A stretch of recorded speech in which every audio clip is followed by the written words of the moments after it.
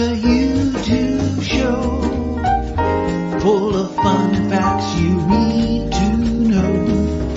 Carl rings the bell and the members show to the GMP Morning Show.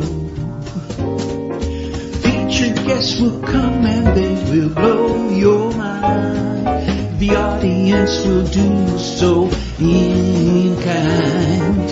A little vanity mixed with some insanity on the morning show with GMP.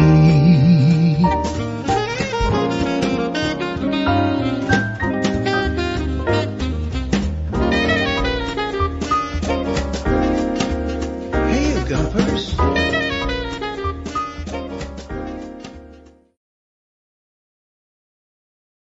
Hola, bon dia, alegria. Munson here with the Good Morning Portugal show, live stream and podcast. Now, I'm a bit squashed on the screen there, so I'm going to quickly adjust that. Haircut booked in today. I don't need to hide my hair under the headphones anymore. Booked in for a haircut later on today. I do enjoy that process here in Portugal. And the phone has been found, as I reported yesterday. And I've set out, just in case that should ever happen to you, I have set out the instructions on what to do over at the Portugal Club. So I'll put that link in there for you on the screen as well. If you ever want to deactivate your phone, transfer the SIM card. Importantly, when you want to keep your number, because you could, I guess you could.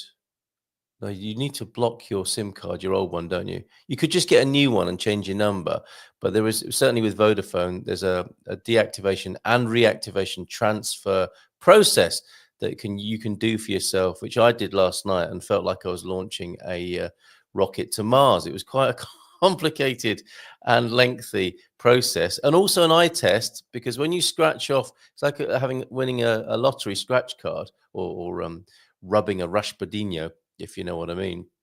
And when you scratch off to reveal the puck code and the pin code, the numbers it's quite useful to have a small child around who can read it for you. Or if your phone isn't locked because you deactivated it and you can still use your camera, that's quite a good way of doing it, isn't it? Take a photo and then blow it up on the screen. But you really need to have your wits about you for that process, which is on the screen. I thought I put that into the chat. Anyway, yes, I did. Yeah, that's in the chat and there if you want to know how that process works. But thanks to everybody involved in that incredible process of losing and finding my phone again. The doc is here. He'll be joining us on the screen in just a moment. We didn't see him last month. We'll find out his hopes and dreams for 2025. He's always got a pithy political comment to make. I'm sure today will be no exception after that. Good morning to you, João Ernesto de Norte, to Antonio F. Good morning to you. Pete is in and sent me, the reason I was nearly late this morning, got carried away talking to Pete. He sent me this delightful postcard. Let me just take that comment. Your comment off there. Solar Pete. Bon dia alegria. What a beautiful morning. Love watching the mist burn away after rolling across the mountain. There's Peter's postcard. That's the third in our series now. A beauty. And I was able to put a frame around that. And also send Pete the back of the postcard as well, should he wish to upload it to a print-on-demand site and send it around the world. How about that? If you've got a nice photo and you'd like me to do the same, send it to me on 913-590-303. I'll leave that on the screen for a moment so that you can enjoy that while we say hello to Coach Turner as well. Salut, mes amis. Feliz quinta-feira. Yeah, it's the middle of the week already here in the southeast of England. We had a beautiful day yesterday, one of those crisp, cloudless winter days. I know that sort of day. It makes me think of trifle for some reason. Well, brilliantly British things. Nan's trifle. Now, when Andy joins me on the screen, we might have to talk you through this. You have your pumpkin pie, don't you, on Thursday, tomorrow, Thanksgiving. This is probably our equivalent in the UK. If you'd like to know more about that, the doc and I can talk you through it. And he can probably give you a heads up on the nutritional benefits as well, if there are any, as an ex-GP in the UK.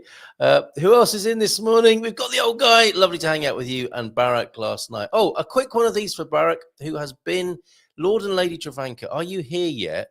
I hope you're tuning in or have already tuned in, because this is for you on your just over 1 year. here in Portugal. It occurred to you last night, didn't it, Barak, that you'd been here for a year. So you get one of these.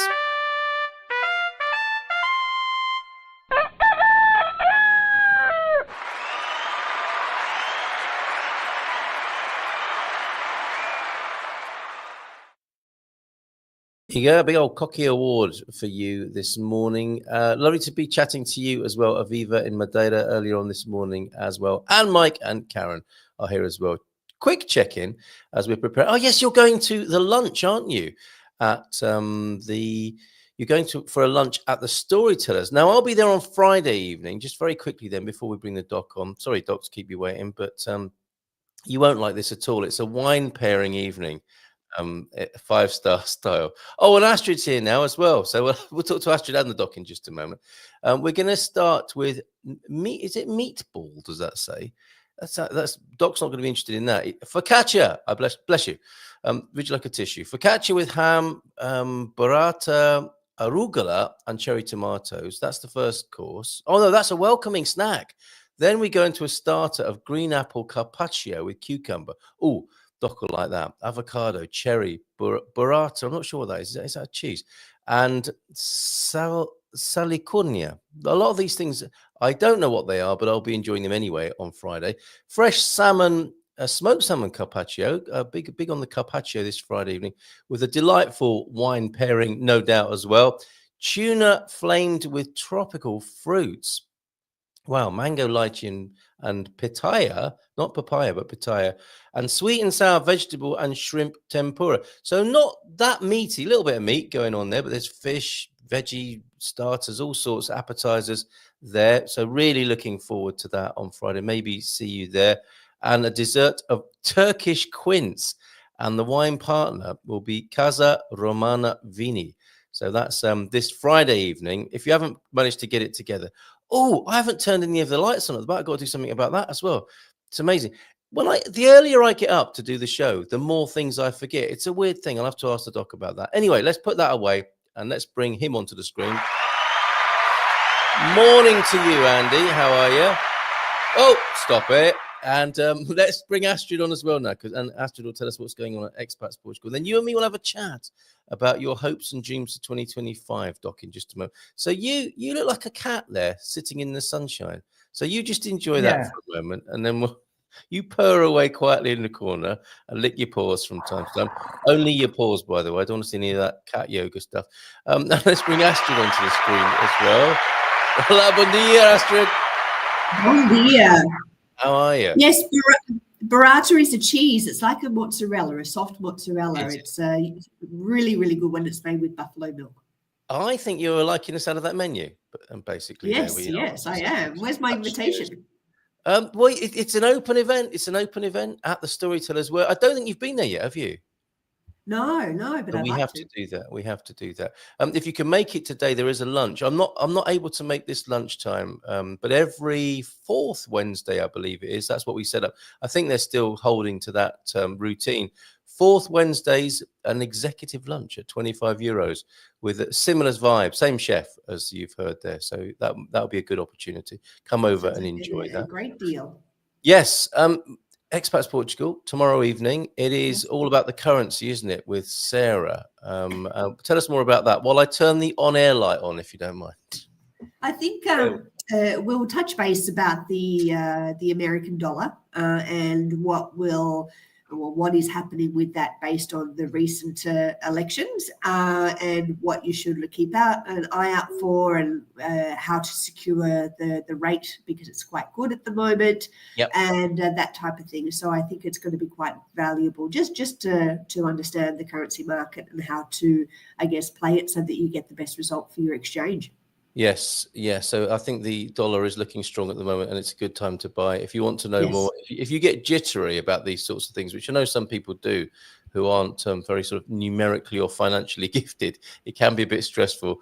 Sarah and Spartan FX are very good at taking the stress out of that particular situation. And then the Dream Team at 9, of course. Dream Team at 9, and we acknowledge that it is Thanksgiving tomorrow. So if you do have your burning question come along, because it's probably going to be a little bit quieter than normal. Hey, that's an old slide. How old is that? Is that from the 1950s, that one? It is, isn't it? Yeah. We've changed it a bit since then.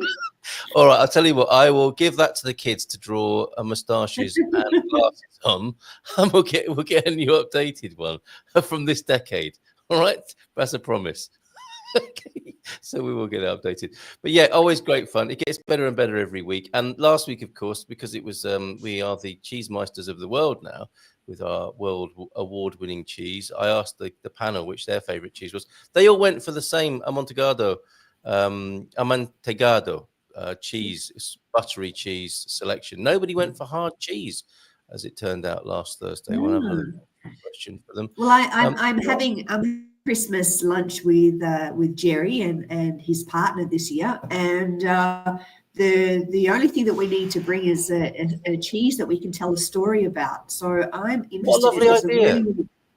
Yeah, so I'm interested in taking this really, really hard, strong flavored cheese from Castel Branco, which is like white in color. And it's very, very pungent and very peppery. And yeah, I'm going to hunt that one down. That's probably going to be my contribution to the lunch. Andy is going into a sort of cheesy reverie there. He's got the sun on his face. He's thinking about cheese. There is nothing wrong in your world right now, is there? Look at you. You look like absolutely not. I mean, I'm a great lover of cheese, which is difficult as someone who aspires to be vegan, but has stopped for the last 3 years. For me, well, if I was to wanted to bring a cheese that I could tell a story of, it would have to be Bishop's Finger. Yes. The least said about that in polite company, the better. Is that not a beer? A beer as well as a cheese? No, I don't think so. Anyway, and then, or was it Stinking Bishop? It might be Stinking Bishop. I think Bishop's Finger is the beer, isn't it? I mean, yes, what a combo! Right. What a combo! Yeah. Stinking Bishop, I think, is the cheese, isn't it? But my rule of thumb for cheese is the smellier and the runnier they are, the better. Yeah. But this one's rock hard, and you have to slither a tiny bit off it because it's really, really pungent. So it's not one that you can eat a lot of, but it's very unique. And I've been told I can buy it from Auchan, so I'm going to go and hunt it down and take it along. Very good. Yes, and is the whole thing called Monterey Jackanory? See what I did there?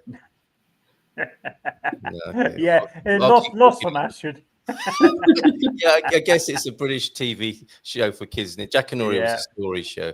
But any other puns based on telling stories about cheeses? Most welcome in the chat this morning. Anything else to share with us, Astrid? Yes. So the meetup that's happening in Battaglia on the 8th of February is now up on our calendar. So basically people can go and I guess build their experience based on the options there. So we do have the tour of the monastery first with Philomena, and then we've got social drinks and canopies at the hotel, the Liz Hotel in Battaglia. And then if you want to stay over, you can book a night accommodation in the hotel as well. So if they go onto the calendar in Expats Portugal, they can see the options available and go through and the weekend. But book soon, because there's not a lot of rooms available at this hotel, but there's always other places to stay as well. But it should be a fun weekend. It is magnificent. Look at it. And it's that great monastery that when you're driving along whichever road that is, IC2 possibly, it's suddenly there. Yeah, it feels like it's in the middle of the road and you're going to crash into it, or drive through it, like have a drive-through service. But look at the size of it. Look at those people in that picture. It's incredible, isn't it? Small they are, and how big the building is. It's just crazy. And that whole Prasa around it is very nice. It's a lovely sort of pedestrianised town, isn't it, largely? Great place. That'll be a lovely meeting on the 8th of February, or that weekend of the 8th of February of next year. Looking forward to the new year there. That's fantastic. 2025. It's crazy, isn't it? We are nearly there, aren't we? Well, thank you very much for popping in. How is the weather over there in Cascais this morning? It's a bit cool this morning, but it's sunshine. Sunshine on not on a rainy day, but sunshine. Fantastic. Okay, yeah, and noticeably cooler now. We're getting into that now, aren't we? This Yes. time of year. So we'll do a little bit of a scan through the weather in just a moment. After we've said thank you very much, muito obrigado, and até a próxima. See you tomorrow night. Yes, see you then. Thank See you. you then. Thank you very much. Ciao. Bye. Cheers. Bye for now. That does look like fun. Battaglia, the weekend of the 8th of February. Let's have a look at this weather, Doc. Yeah, I can recommend that restaurant, by the way. That hotel has a nice restaurant. Oh, good. Okay. You know all these places, don't you? Well, it's just down the road from us. Yeah. You gourmand. Okay. How's the weather in Leiria this morning where you are? I'm taking it. Yeah, bright and cold. Bright and cold, a bit like the coach was describing in UK yesterday. So a bit of a British school morning this morning, and we could describe it as. We have 9 degrees in Lisbon at the moment, and that's going to rise to 18. Freezing by Portuguese standards. That's 48 in the Fahrenheit currently, with the sun trying to make its way out from behind the clouds. A high of 64. Porto is a little bit warmer, just 1 degree, and will rise to 16 today. Coimbra, often among the warmest places in Portugal, 19 degrees, 11 at the moment and overcast. Down in the south, 18 high, 12 currently. Braga up in the north. It's not terribly cold anywhere yet here in Portugal. It looks like Évora has the coldest, and Santarém. Oh, we're 10 at the moment. Wow. Look at that. You are 10. And it is telling you it's a nice, bright. I mean, you've got the evidence of your own senses, so we don't really need this. I think it's always weird, isn't it? When what you're told the weather is and when you can actually see it, it's often an odd thing. It's getting cooler, definitely getting cooler, and we will look at the weather more because it's more of an issue at this time of the year. We stop looking at the weather probably around springtime and then pick it up again at this time of the year when we might be more concerned about it. Right, Doc. We're looking forward to the new year, to 2025. There's been an election in the United States since we last spoke. Oh, I missed it. Yeah. How did you do that? Do you want me to tell you the result? Okay. Head under a rock. Glued to the telly. Glued to the telly until it became obvious that it was a nightmare. Okay. I don't know if you got some Russian interference, mate. You broke up a bit there. Yeah, I seem to have. Can you see me? It's lovely. You've frozen on the screen in that beatific cheese appreciating gesture with the sun on your face. So it's all good. I can still hear you. We've had that election result. It's caused quite the furore. I don't think that's a surprise to anybody. All sorts of shenanigans and difficulties facing humanity at the moment. How do you feel about the new year coming? And what do you have in store for the new year? What are your hopes and dreams? Okay, so I'm concerned about the result of the election. What's going to happen? I mean, let me just start. I did actually do a bit of preparation for this. Good God! When you first talked about the 25th of November, I did go and revise my knowledge of that, but I'm happy to leave that one side.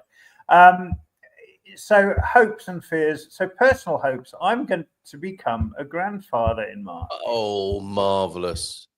I know. So my first hope is that my granddaughter is born healthy and her mother remains so as well. Yeah, my daughter, Kira. Yeah. Doc, are you bouncing your foot while you're talking to us? I can hear added. Sorry, I'll stop. I can hear percussion. Sorry. Yeah. Sorry about that. No worries. My second hope, or looking forward to, one of the things I'm looking forward to next year is that I will finally, in November next year, be able to apply for either Portuguese nationality or permanent residency, and I'm not sure which I'm going to go for yet.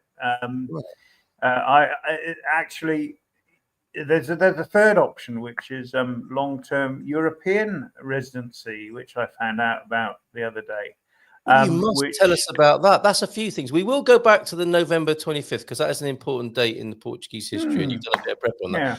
This is a news flash. I've not heard of that either. What is this? Is this general European residency that can be applied for?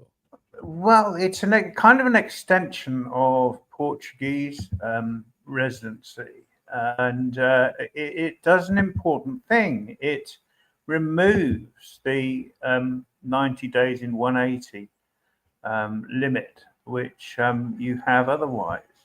Let me just find it. Very good. I'm liking this. Good morning to you, Hugh. While you're finding that, Doc, Paul Rees, give him a squeeze from me, please, if you will, Hugh. Love that man, and we'll have him on the show again soon. On the show again soon. Morning to you, Paul and Hugh, who thinks we need to get to the 20th of January. And James is actively. This came up last night. This is lovely. This is probably not bad advice, generally speaking, in all aspects of life. I'm actively living in the wheel C. What else can you do in many ways? Right? I mean, that is what we have to do, really, isn't it? Despite what our beliefs might be and our hopes, we have to remain in the wheel C and in the moment. This is true. Yeah. I'm having a slight difficulty with this because somehow I use a platform called Logsec, which is a bit geeky, but it enables you to take notes on your mobile, and it syncs with your computer, and it does all sorts of things like maintain tasks. Anyway, I found it now. On a good day. Article 125 of the relevant legislation. Here we go. Enquadramento legal. Article 125 of the REPSAE, which is the relevant law, passed in whenever it was. Anyway, there we go. Portario number 1563 of 2007 of 11th December. What it enables you to do is basically extend the your Portuguese long-term residency to European long-term residency, and it means you can then move freely without let or hindrance around the Schengen area as long as it continues to exist, and without being subject to the 90 days and 180 that people who aren't nationals of a member state face otherwise. So if you normally, if you just get Portuguese long-term residency, you can stay here obviously as long as you like, but you're still subject to that 90-day limit. But there is this Article 125 extension, and it has to be applied separately apparently. So that's that. So I'll have the option to do that, which would obviously be preferable to simple Portuguese long-term residency, or I'll have the option to become a Portuguese citizen, which I may well do. In 3 weeks, I should have my Portuguese A2 certificate, so that'll be the language thing sorted out. How's that been? It's been fun, to be honest. The IEFP course, they have exams or tests throughout at the end of each part of each course. Ostensibly, there's a pass mark of for each one of 9.5 out of 20. But given that I've done considerably better than that, and I don't think anyone has failed any of the tests, so you don't have an exam at the end, which is great. I think the idea is to get you through it, isn't it, rather than to put you on the spot and make it onerous. Yeah. So that's that. And the other thing is, in terms of questions about residency, etc., I found that AIMA, who haven't got a lot of things to be commended for, but they have it's getting better, to be fair. Allegedly, they have supported the establishment of a number of municipality-based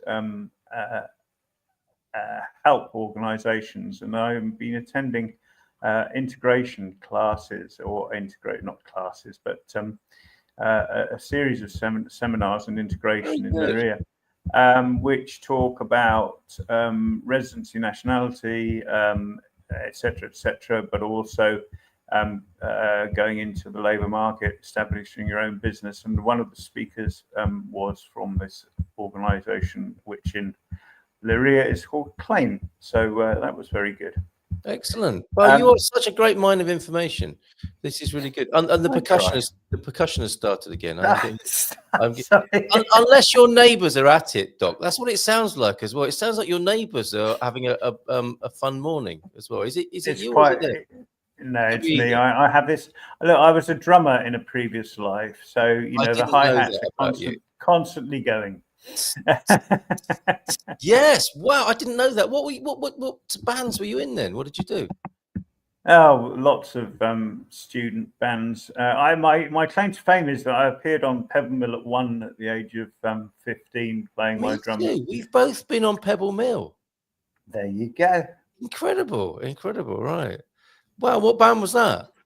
And can we get the video? That was no, unfortunately not. I've got some news clippings. It was in the days. I doubt many people. Not many people would even have VCRs. I mean, this was True. Yeah, it would have been one channel. Yeah. It'd be someone with their cine camera trained on the television, hoping that the frame rate didn't synchronize. Yes. Yeah. Well, you could have had a gifted uncle who could have done one of those sort of court-style artist impressions of you being on Pebble Mill on the telly and drawn a sketch of it. That's as good as it got back in them days when it was black and white with one channel. Wow, arguably an improvement. Yeah. Yeah. And who was presenting? Who was the presenter on Pebble Mill at that time? Before Titchmarsh, I'm guessing. Damned if I can remember. I mean, there were 3 of us, 4 of us actually. We'd won a road safety competition, and one of the parts of the entry. It was quite a big competition. So there were parts of this entry. I don't know what permanent name and citizenships. I think you can. You could, and obviously, if you got turned down for one, what probably the best thing to do. Sorry to sidetrack. The best thing to do if you wanted to be sure of getting one or the other would be to apply for your residency first, and then apply for your citizenship, because the residency, of course, has to be extended at or shortly after its expiry. But you can then apply for your citizenship at any point after that. Well, we need to know more about this. This is very interesting. So thank you for bringing that up for us. We'll revisit that. I will talk to this woman at Claim and try and get some answers from various questions. But if you go back to this road safety competition, we had to as a school we had to produce a song and a book. And a good friend of mine wrote, and another good friend of mine illustrated the book. Another friend of mine who shares my birthday wrote the song and played the piano, and another friend of mine sang, and I played the drums. And we went because we won. We went up to Pebble Mill, and we were in the local press, etc., etc. The school were allowed to. The school, Wells Cathedral School, were allowed to postpone the start of their afternoon lessons in order to watch us. Boys, we shall gather in the main hall to watch your colleagues perform on television. Yes, it was the beginning of boys and girls. It was a co-ed. No way. God, it's just so of modern course. and progressive. Goodness gracious. Right. Okay, that's a massive distraction, but a very pleasant and funny one. Thank you very much, Doc. Before you go, because Stewart Noakes is coming on from Canopy with a review of Web Summit. You might like to stick around for a bit of that. Have you ever been to Web Summit? It's right up your alley, isn't it? I haven't actually. I probably ought to, because I'm coding full stack from server to browser. You suddenly started speaking a foreign language then, Doc, but I think suffice to say you're doing a bit of IT work. Who said they're looking for a 102 class? That's Dan Thompson. Morning, Dan. Where's Dan based? Don't know. Tell us, Dan, and we'll come back to that. Because you can get it through IEFP as long as you've got your social security number. Okay. IFP meaning? IEFP, the Institute of Emprego Prestação de Portugal, the Employment and Training Institute of Portugal. All right. Well, he's in Torres Vedras, so that is where you should go. The acronym. Go to the acronym that Doc just gave. Stuart's joining in just a moment, but we need to cover this because I missed this a couple of days ago. The 25th of November, the coup thereof, is pretty much as important, isn't it, as the Carnation Revolution? And talking of which, we lost Celeste, didn't we? The Carnation Girl passed away in the last couple of weeks. So may God rest her soul and rest in peace, Celeste. Very sad. An amazing motif that we appreciate to this day. April 25th, then it got a little bit unruly, didn't it? It got a bit ideological, head in the clouds, and had to be brought back down to earth, Doc.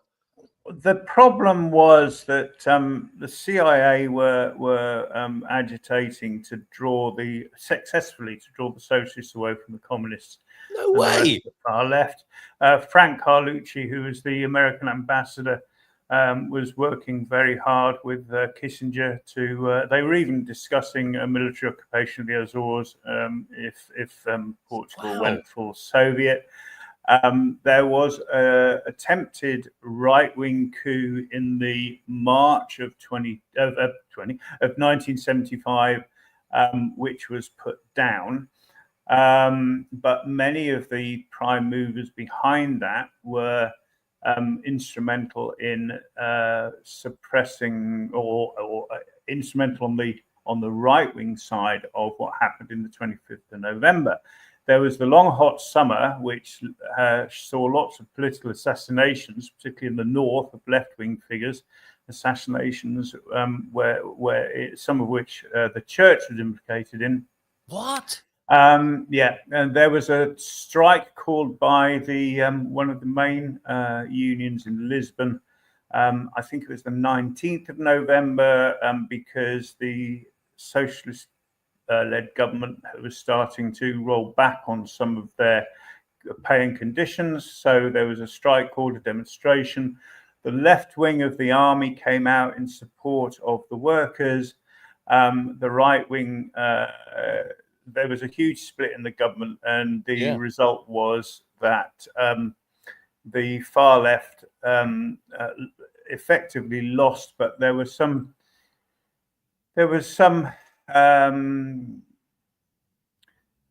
reluctance to cause what many were concerned would lead to a civil war. So, the north of the country was quite conservative. Lisbon was seen as very, very red, as was the Alentejo.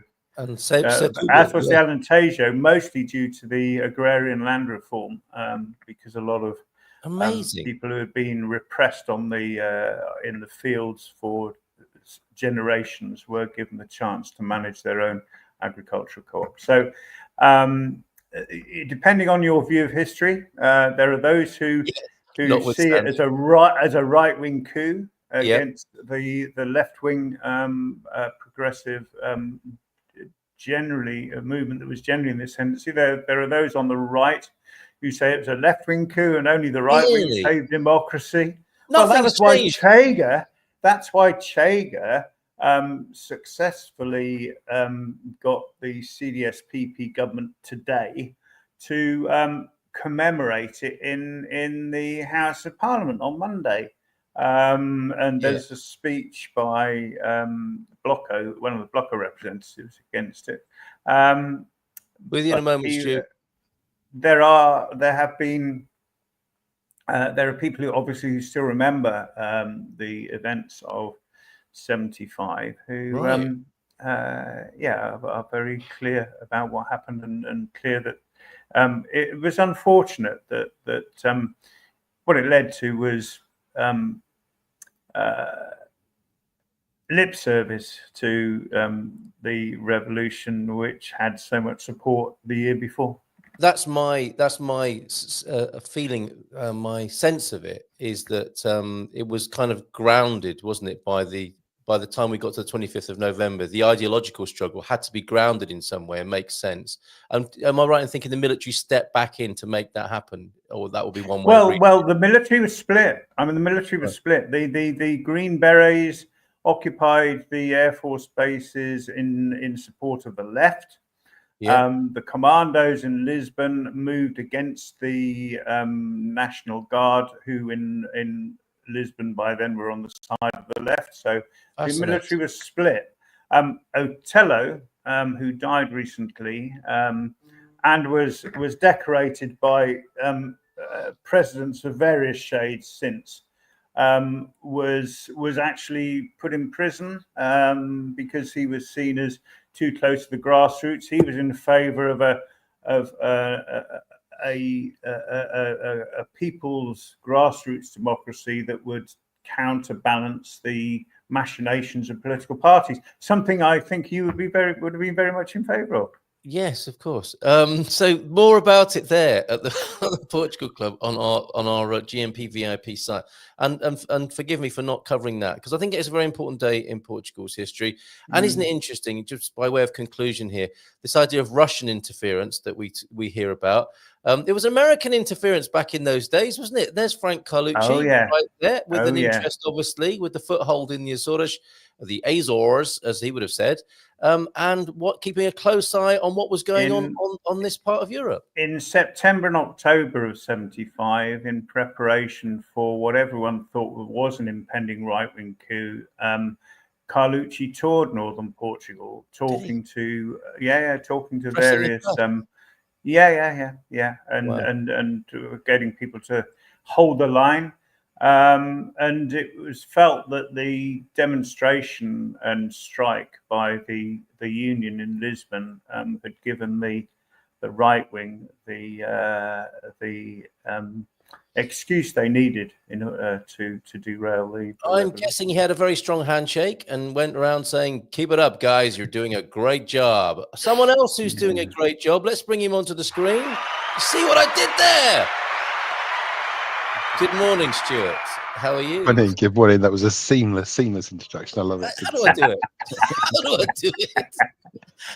Do you think you've got a similarly strong handshake to old Frank Carlucci? I mean, what a time for Portugal. Absolutely. I really appreciate the history lesson today. Actually, I didn't know anything about any of that. Me neither. We just continue to learn, or we can do, can't we? So thanks, Doc. Yeah, thank you for furnishing. No, at all. With quite a balanced view as well. Thank you very much on that. your caveats of depending on how you see history. It's like nothing ever changes, isn't it? It's like it's co-opted and claimed and proxied by every political interest going, isn't it? Blue Sashton, what's the word? Nothing changes. Nothing changes. Nothing. Everything changes. Everything remains the same. Yes, indeed. Not in the French. Yeah. No, pardon your French there. Right. We're going to keep the Doc with us here, Stu, because he started talking about full stacks and stuff like that. It was like I didn't realize this was what we were doing. Oh dear. Live long and prosper. Oh, stop it, you two. I'm going to get between you now. Look, okay, let's stop that. Right. How was Web Summit, Stu? Do you know what, Carl? It was brilliant. Was Absolutely brilliant. Lisbon doesn't let you down, does it, when it comes to hosting a conference? And the whole thing was just full of energy. Yeah. We hosted 3 of our own events, and all of them were brilliant. But they're fueled by the Web Summit effect. So, take the demo night as an example. We normally say 80 to 120 people coming to a demo night is good. We had close to 500 signups for that because of the Web Summit effect. Wow. And we ended up having have to change the venue 3 times to accommodate what could have been the size of everything. And in the end, it turns out to be like 200 people turn up on the night, and it kind of churns through. Yes. But 80% of those you didn't know because they're all in town for the Web Summit. So then it's about how you bring those people together. Incredible vibrancy. Lots of stuff about AI, as you would expect. But lots of people, how can I put it? The feedback afterwards. There's feedback for our events, which I'll come to in a sec, but the feedback from Web Summit is just literally being smacked in the face with so much stuff and so many people, but being truly inspired by it and really being grateful for the platform that Web Summit and Lisbon had provided, and that's incredible. To hear that from 10 people would be great. To hear that from 100 people would be pretty special, right? But to hear that from literally thousands of people, it's just crazy. Well done, Lisbon, and well done to Web Summit. Doc hasn't been, so I think we need to get there next year. That's if it is in. Is it confirmed for Lisbon next year? Because the lease is up, isn't it, for review? Is it staying? 2 more years. 2 more years. I don't know what's happening after that. I don't know if anybody does. I don't know if it's been published yet. I certainly haven't seen anything, but I hope they'll do a deal to continue. It in the small history that I know of it, it used to be in Dublin. That's where it began, and it got to the point at about 50,000 people where it broke the infrastructure of Dublin and Ireland. So the flights got expensive, the hotels got very expensive. Literally, the Wi-Fi wasn't holding together in the venues and stuff. And for whatever reasons, they then went looking for another place. They've landed in Lisbon for the last 8 years, which has provided more capacity than they need. That expo area is just brilliant for it. Yes. So they could not double, but add another 50% to that conference, and it would still all hang together, right? And I could get tickets for people in our community for €50, like on the literally the day before, because they were being traded by people that couldn't use them or anything anymore. Great. You can still get hotels at €60 a night. You can still fly in. Yeah. My flight from the UK that week, Web Summit week, was £68 return. That's very good, isn't it? Yeah. So Well you've done, got, Lisbon. Well done, Portugal. Fantastic. And it must have been, I mean, you had your work cut out to change venues. Must have been like trying to, sort of rocking horse poo, basically, trying to find a big venue to put loads of people up in Web Summit week. Has the demo night remained in the chamber traditionally? Because that's when I went to no, we've always moved it around okay. different places. And part of the reason we used to do that was literally a different part of Lisbon equals a different community. So you might get 20 or 30% overlap, but you'd find in Expo a different group to Saldanha, to going to Caixa Sodré. Even those small distances would actually change who attended. So we used to deliberately rotate around. Yep. Now we run them less frequently in person. We tend to go to the area that's easiest for, say, Web Summit. We try and find one somewhere in Expo, or on the Red Line, because it's very easy for people to just get the metro through. But yeah, so we ended up having to get a venue. We went to a place called the Hood, which is a spot kind of on the edge of Expo. Well, I guess it's sort of somewhere between, if you're looking for ballparks, the Unicorn Factory and the Phil, but kind of in that direction, and quite near the river, and very good for Beato. That yes, really that's right. that humming area. That's really great, isn't it? What's going on over there? So, what were the wins for Canopy, Stewart? And before you say that, can you give us a quick elevator pitch on Canopy in case people haven't seen you on the screen before? Yeah, it's basically a home for founders who are building companies. So we're a community. We're very supportive. We collectively help each other. We're all run by founders who've built and sold and developed companies before in different countries.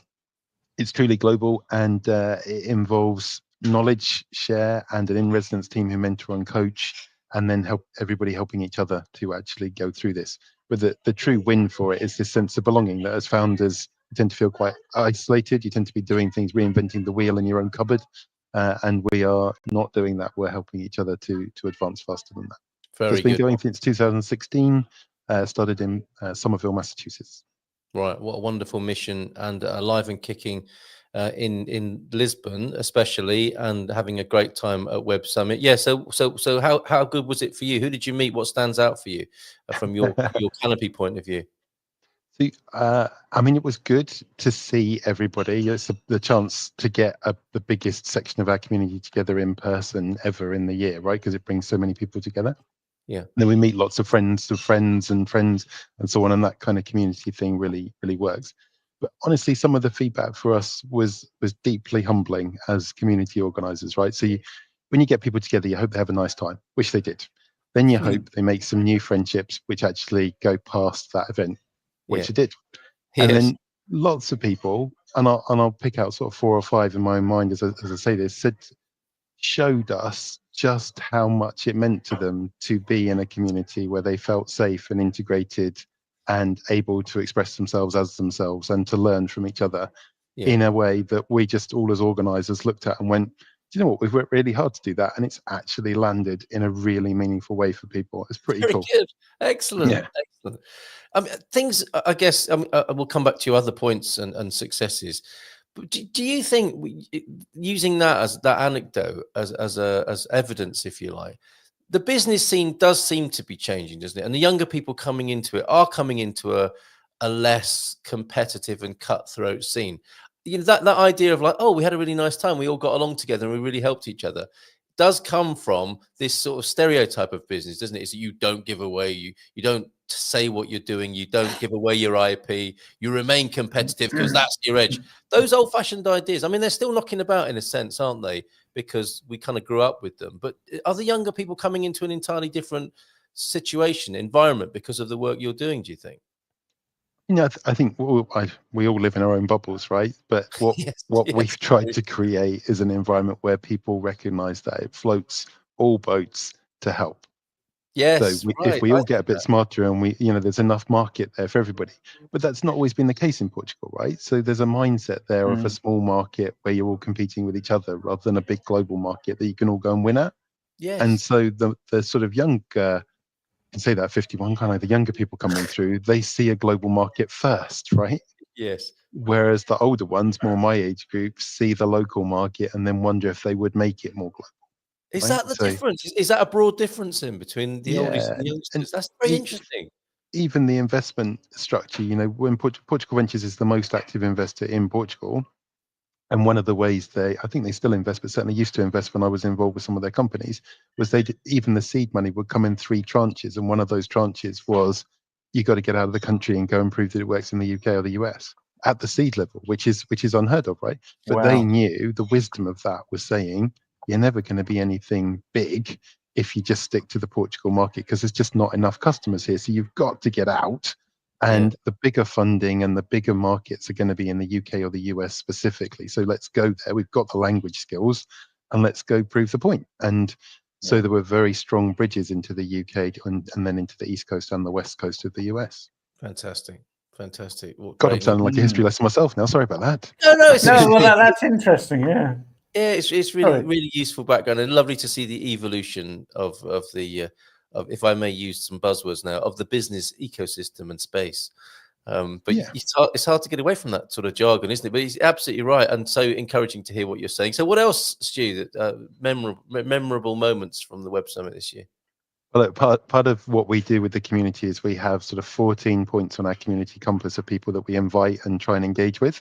So Yeah. one of the big differences between a Canopy event in Lisbon and other things going on in Web Summit is we have brought local Portuguese businesses, founders, academics, students, and stuff into the mix. So it's not just all this international stuff that's arrived in Lisbon. There's a big blend, and we had a Portuguese startup on the same stage as a Taiwanese startup, as the same stage as a French startup, with a UK one from a university and a Dutch investor who lives in the Algarve.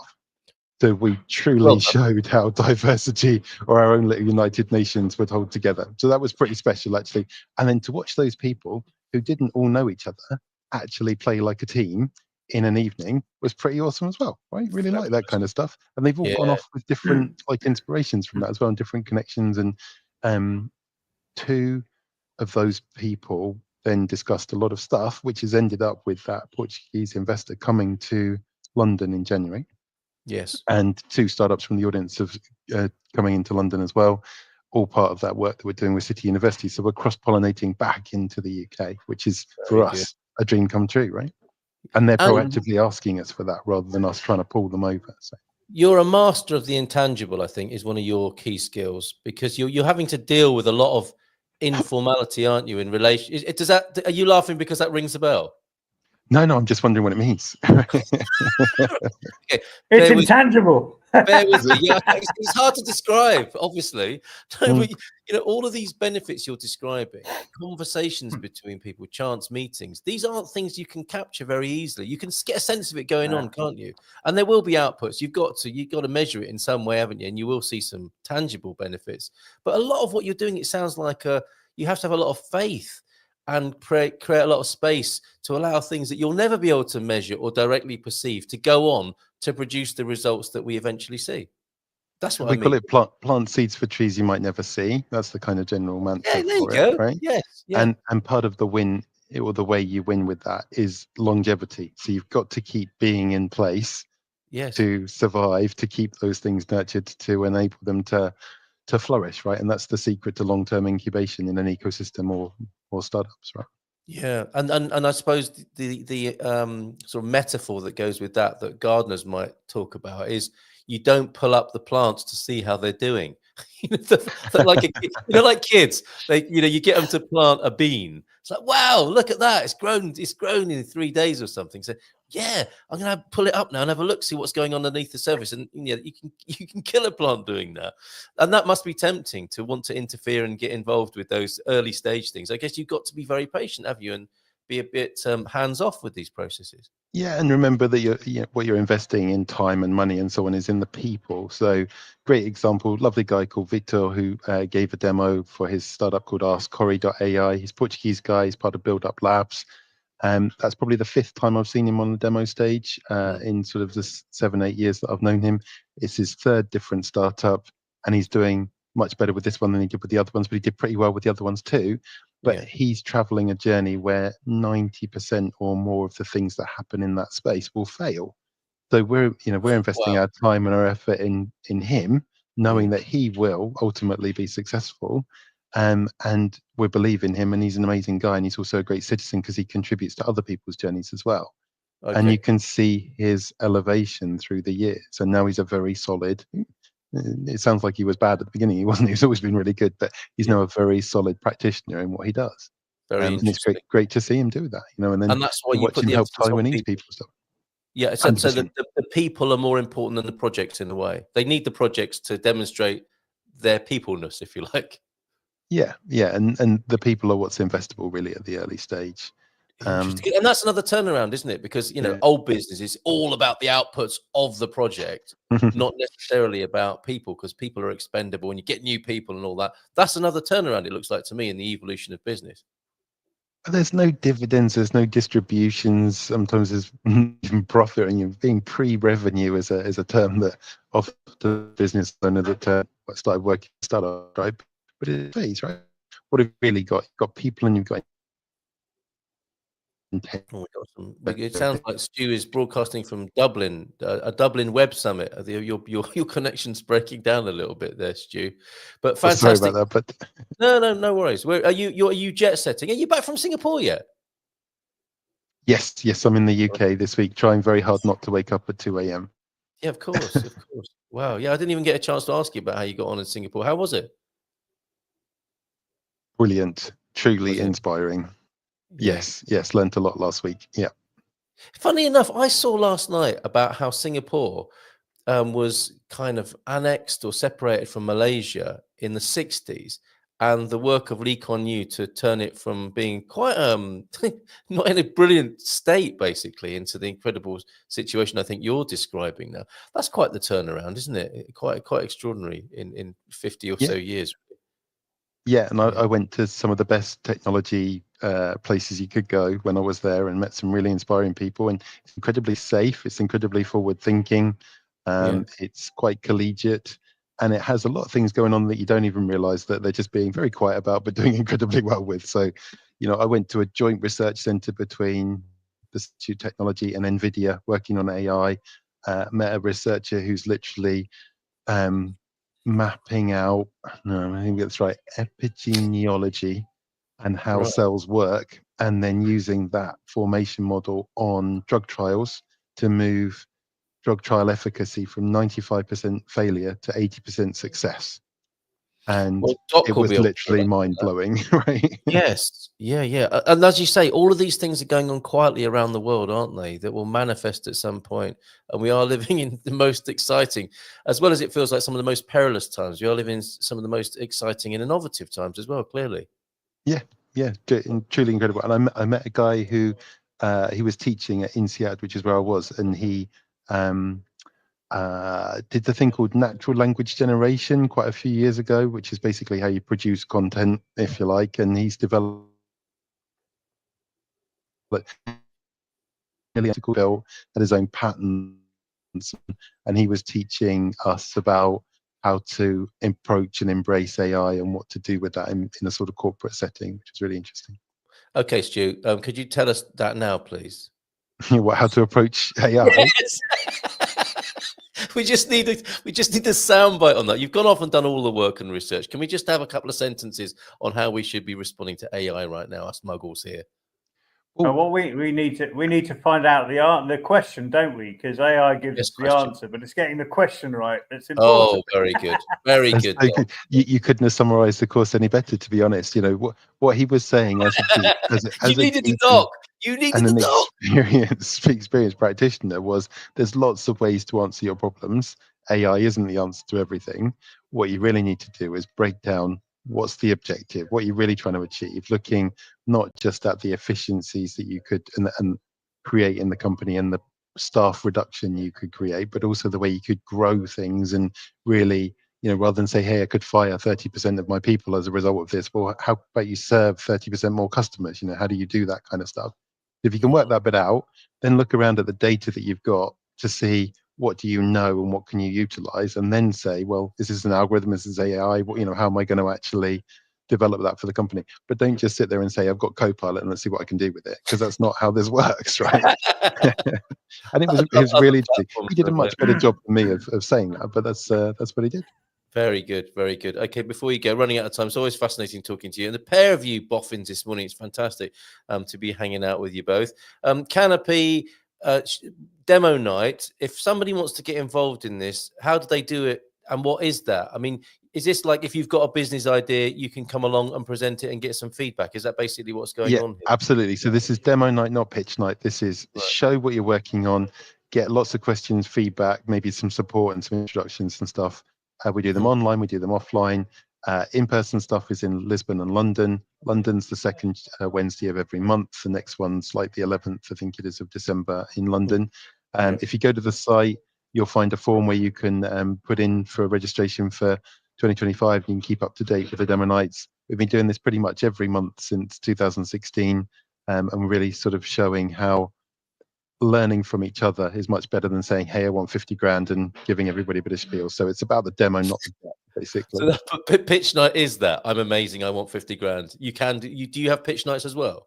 We do, and we have elevator pitch things where we do like 12 different elevator pitches in a row, and there's all sorts of ways you can learn from each other. But the principal format and the secret sauce is stand up there, tell people what you're working on, show them what it is.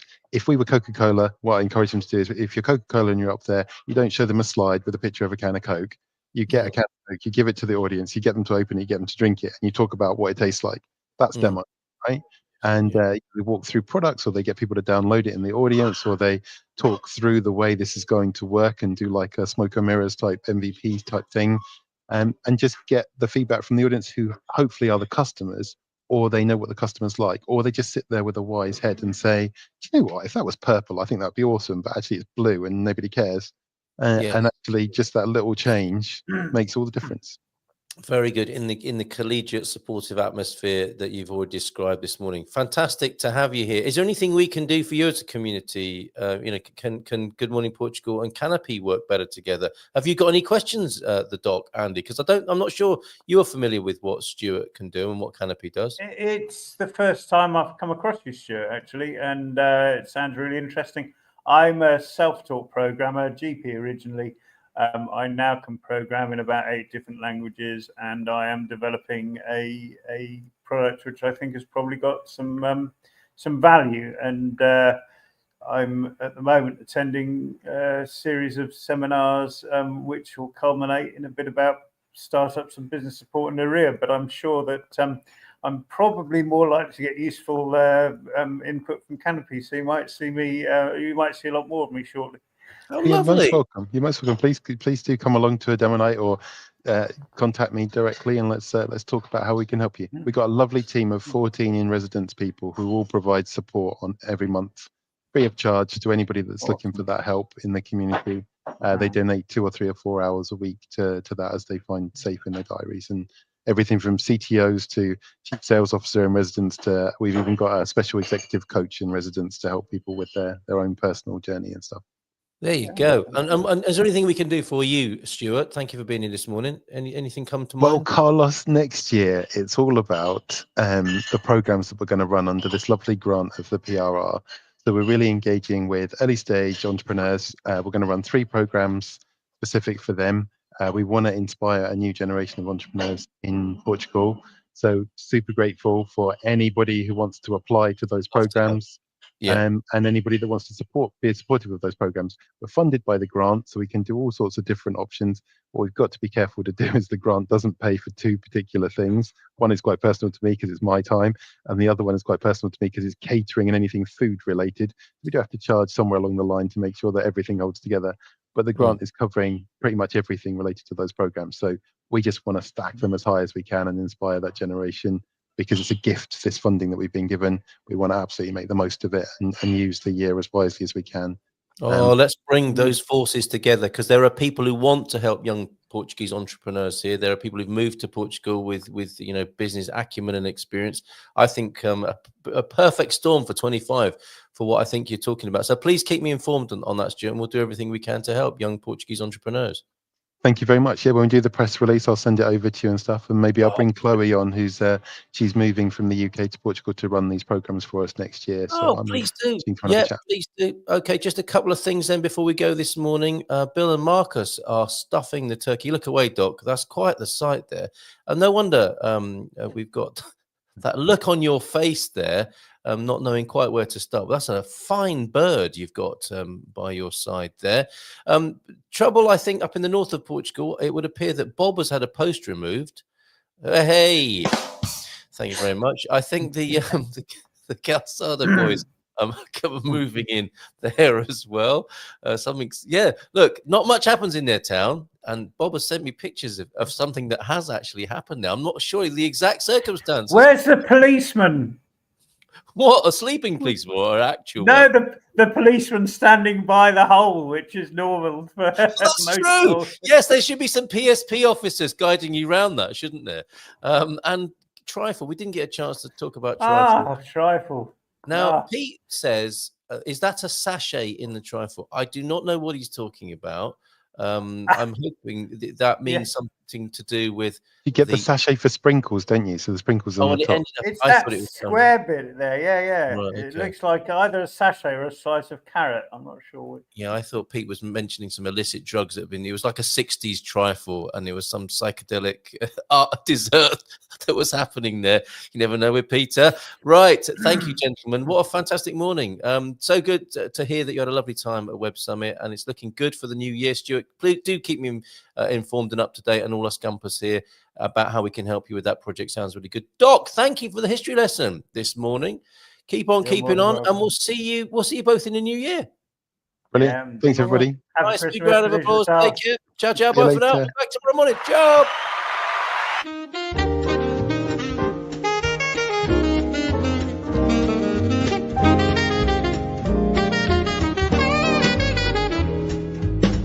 In Portugal, there's a YouTube show full of fun facts you need to know. Carl rings the bell and the members show to the GMP morning show.